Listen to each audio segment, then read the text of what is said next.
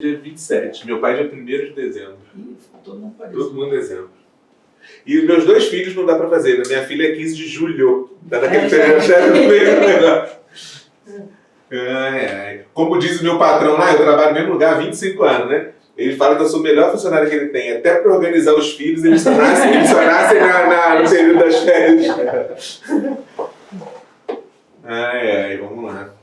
Olha só, hoje nós vamos falar... A gente começou na aula passada, mas agora eu vou dar literalmente nome aos bois. Nós vamos aqui dividir. É a última aula que a gente vai falar sobre estrutura. Depois a gente só vai para texto, direto. Tanto concordância, regência, mas a gente vai só para isso. Mas eu preciso que vocês tenham estudado. A aula passada a gente falou muito sobre substantivo, adjetivo, pronome, verbo. O que nós vamos fazer hoje? A gente vai estruturar.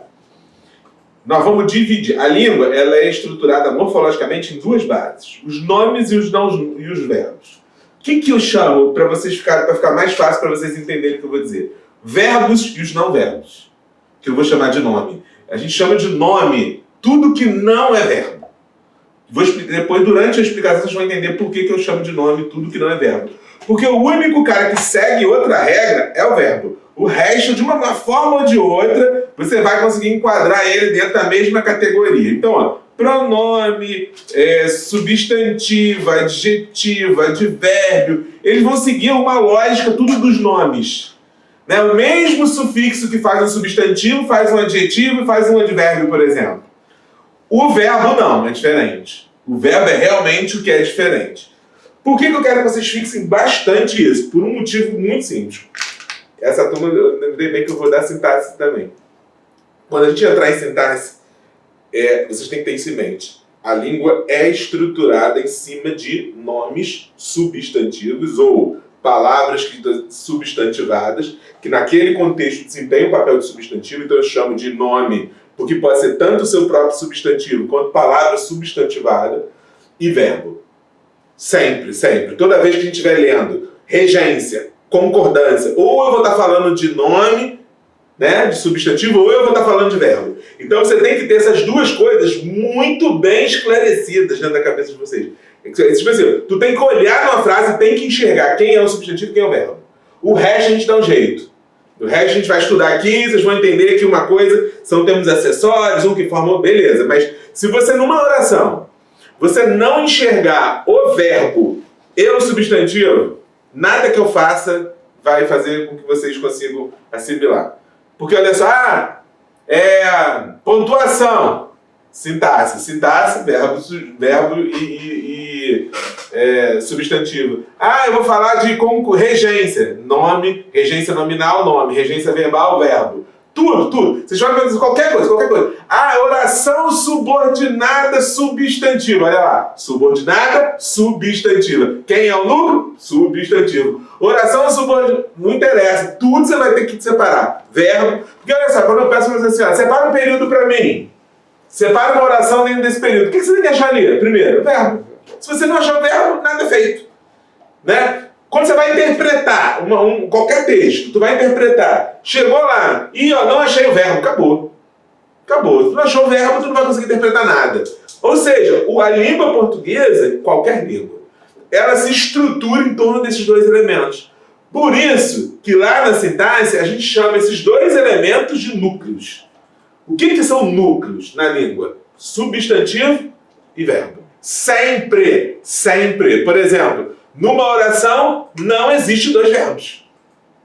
Não existe 2 verbos. Cada oração só tem um verbo. Mas eu tenho locução verbal. Locução verbal é quando 2 verbos indicam uma única ação. Quando você pode substituir a locução por 2 verbos. Entendeu? Então, ou seja, para eu separar orações, eu preciso separar quem? Os verbos.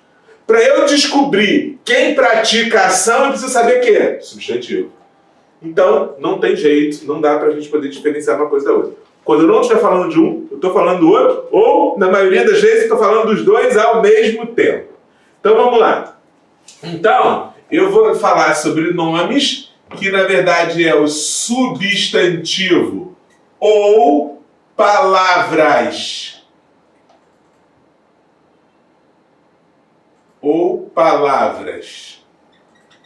com função de adjetivo, ou seja, função de substantivo ou substantivada. Eu vou colocar função de substantivo, né? Só para a gente poder estabelecer aqui. E os verbos, tá? Então vamos falar primeiro da estrutura deles. Eu vou falar primeiro da estrutura dos nomes. Depois nós vamos falar da estrutura dos verbos. Vamos lá. Estrutura dos nomes. Isso aqui a gente começou a ver na aula passada. Lembra que eu falei que existem alguns tipos de substantivos que a gente tem que classificá-los. Vamos lá. Substantivos primitivos. O que são substantivos primitivos? Primitivos, eles fazem grupos. Vamos lá. Primeira coisa que a gente precisa estruturar aqui, ó. Eu tenho grupos, eu tenho substantivos primitivos. Não vou mais definir o que é substantivo, tá? Vou falar, agora você já sabe o que é. Primitivos versus derivados.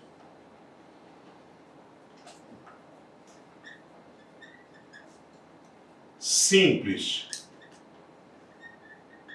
versus composto. Tem concreto, muito bem, versus abstrato.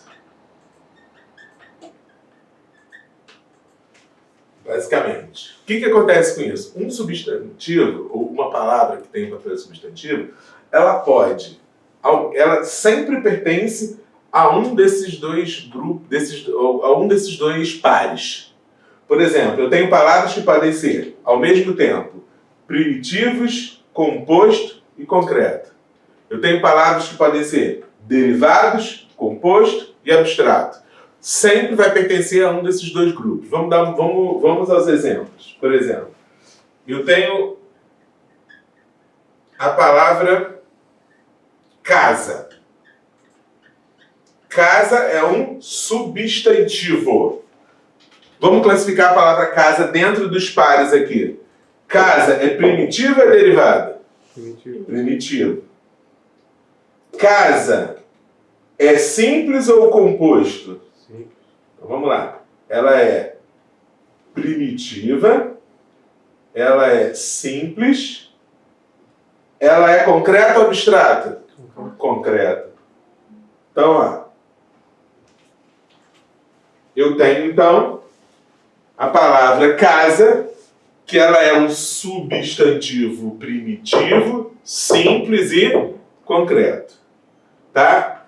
Tem até se ela é comum ou próprio, tá? Mas eu nem coloquei aqui porque assim você já sabe, né? Próprio que dá nome às coisas, comum o que não dá nome é um outro par, seria comum ou próprio, né? E aqui vamos lá, vou dar um outro exemplo, por exemplo, a palavra felicidade. Vamos lá, felicidade. A palavra felicidade é primitiva ou derivada? Derivada. Derivada de? Feliz. Feliz. Então ela é uma palavra derivada. Ela é simples ou ela é composto? Simples ou composto? Agora vamos à primeira dúvida que nós vamos tirar agora. O que é um substantivo simples ou um substantivo composto? Substantivo simples é aquele que é formado apenas por um radical. Por um radical. Quantos radicais tem na palavra felicidade? Um só. Então, ele é um substantivo também simples.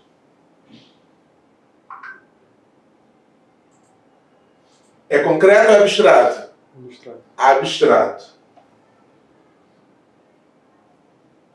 Vamos só conferir, deixa eu explicar, vamos lá em conceito de concreto e abstrato, que parece simples, mas não é.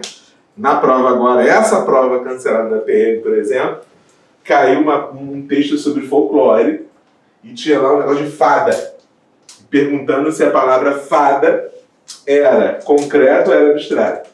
E aí, fada é concreto ou abstrato? Caraca. A prova foi isso. Questão número... Foi o 9, 8, uma coisa assim. Eu colocaria que é concreto, porque eu consigo E aí, visualizar concreto, o que é uma fada. Olha, tu vê como é que, olha só, parece que é simples, não parece? Mas olha aí. Primeiro, qual é o conceito que vocês têm de concreto e abstrato? O que você acha que é um substantivo concreto? O que você acha que é um substantivo abstrato? Eu meio que aprendi que abstrato é que depende do homem para existir. Isso. É imaginário. E concreto aquele que é independente. Mas é uma definição. Essa é uma definição. Não está totalmente. Não é errada, não está totalmente completa, mas é a primeira definição. Eu tenho muito cuidado com aquele pessoal que fala que concreto é aquele que você pode pegar e o outro que você pode pegar. Não é. Lua é concreto ou abstrato? Lua. Concreto, tu pode pegar a lua. Então essa definição, ela já cai por terra logo. Então vamos lá. Substantivo concreto ou abstrato, vou seguir na tua linha de raciocínio, é o que depende do outro, mas eu vou só trocar o tempo verbal. É o que dependeu para existir ou não. Por exemplo, o abstrato. O abstrato, ele depende o tempo inteiro para que a felicidade exista. Naquele momento eu preciso que alguém esteja feliz. Dentro de um texto, eu só vou utilizar a palavra felicidade se eu estiver me referindo a alguém. Se eu não estiver me referindo a alguém, seja no coletivo, seja no mais específico, eu estou me referindo a alguém. A comunidade está feliz. Quem está feliz? As pessoas da comunidade. Então, naquele momento, eu preciso que alguém sinta aquilo para que aquilo possa existir. Entendeu? E aí eu só completei aquilo que você disse. No caso da fada, por exemplo, não. Num determinado momento, ela dependeu de alguém para que existisse. A gente está falando de uma coisa que foi tirada da mente, né? Um mito lá, tá? Uma personagem. Realmente, num determinado momento, alguém teve que criar a fada para que ela exista. Mas hoje não precisa mais de alguém para que ela exista. Eu posso muito bem dizer assim, ó, a fada do dente. Lembrei que meu filho está trocando dente agora, só fala do dente, porque toda vez que ele troca o dente ele quer R$5. Então, a fada do dente. Quer dizer, não precisa mais de alguém para que ela possa existir.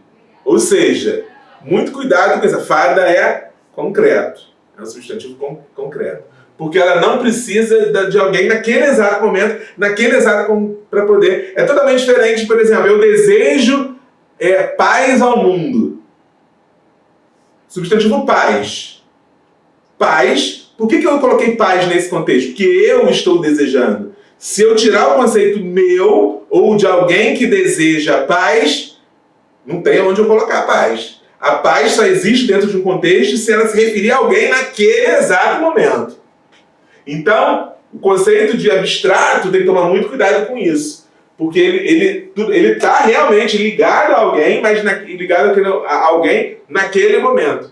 Ou seja, você não consegue dissociar o alguém do substantivo abstrato no mesmo contexto. Eles aparecem juntos. Se eles aparecem juntos, aí você chama o outro de abstrato. Tá? Normalmente ele está sempre com outro substantivo concreto. Né? Ele sempre tem um substantivo concreto, um pronome que se refere a esse abstrato. O concreto não precisa de nada. Por isso que a fada, como ela não precisa de nada para existir dentro do contexto, porque preste atenção, por que a gente confunde isso? Porque a gente imagina assim, dentro do conceito de mundo, né? Não estou falando conceito de mundo, estou falando conceito de língua, de linguagem. Muito cuidado quando estiver falando de verbos, porque às vezes o verbo a gente quer interpretar alguma coisa absurda. Não, eu não estou interpretando tudo. Você tem que interpretar o que está escrito, literalmente. O que está escrito? Por exemplo, eu gosto muito de dar o exemplo do verbo haver no sentido de existir. Verbo haver, se ele puder ser substituído por existir, ele não tem sujeito. É um verbo impessoal, não tem sujeito. Beleza. Agora, se eu trocar o verbo haver e colocar o verbo existir no lugar, o verbo existir tem sujeito. Ou seja, se você analisar pelo lado da lógica, não tem lógica nenhuma. Mas não é a lógica, é o lado gramatical. Eu estou falando de linguagem. Ou seja, são regras, são normas. Então o verbo existir, no mesmo contexto do verbo haver, ele tem sujeito. O verbo haver já não tem, no sentido de existir. Entendeu? Então, assim, não pode ficar pregando. Porque o que acontece? Quando tu lê um texto, tu fica querendo encontrar a lógica dele, tu se perde. Não é lógica, é linguagem. Por isso que a prova chama-se de linguagem, não é lógica. Lógica é outra coisa, tá mais ligado com matemática. Lógica é outra história. Nós não estamos falando de lógica, a gente está falando de linguagem. Regras de linguagem. Algumas regras você acha legal, concorda com ela, outras não, mas é regra. Né? É igual a lei, você está estudando direito, né? É igual a lei. Muitas você concorda, outras você não concorda. Mas tá lá, enquanto ela existe, tem que estar lá. Tem que seguir. Ou pelo menos tem que saber que existe. É a mesma coisa na língua portuguesa. Então, cuidado às vezes, eu acho que. Não, não acha não. Tá na gramática? Tem que seguir o que tá lá. Beleza? Senão, aqui a gente se perde. Então, vamos lá. Então, isso aqui é um derivado simples e abstrato. Quando que o substantivo é composto, então? Ele é composto quando você tem mais de um radical. Então, a palavra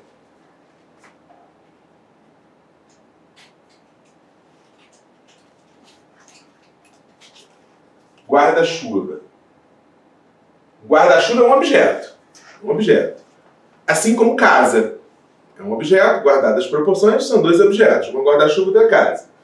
Porém, a palavra guarda-chuva, ela tem dois radicais. Ela tem um radical que forma guarda e ela tem um radical que forma chuva. Se ela tem mais de um radical, eu chamo de substantivo composto. Outra palavra, eu tenho a palavra aqui, vou usar um outro exemplo, palavra girassol. Girassol é simples ou composto? Composto, porque eu tenho também duas ali. Eu tenho o gira, do verbo girar, e tenho a palavra sol. Então eu tenho dois radicais.